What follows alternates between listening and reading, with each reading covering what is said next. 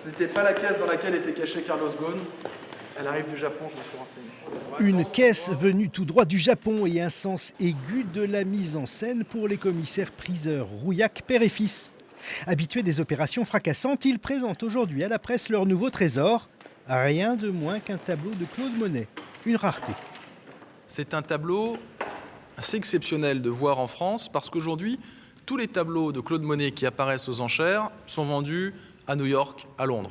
Depuis 10 ans, sur 450 tableaux, seulement 14 se sont vendus en France. Et donc c'est un événement de présenter ce tableau aujourd'hui au Musée des Beaux-Arts de Tours.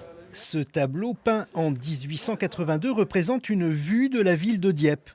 Les techniques utilisées par le peintre sont éblouissantes.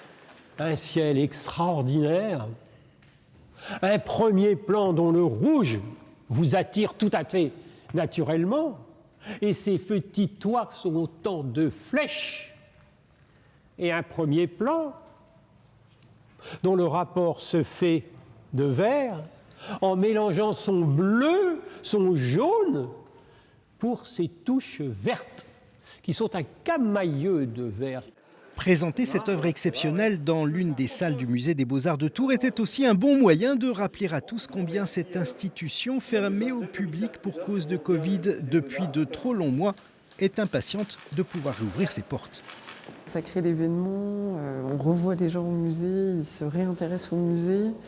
On a envie effectivement de les voir revenir, de les voir s'émerveiller de la même manière que là les journalistes s'émerveillent devant ce tableau. Donc oui, ça crée de l'envie. Ce Monet sera la pièce maîtresse de la vente annuelle des commissaires-priseurs. Il sera mis aux enchères le 6 juin prochain au château d'Artigny avec une mise à prix de 1 million d'euros. Sauf aggravation des conditions sanitaires, les amateurs du monde entier devraient s'y bousculer.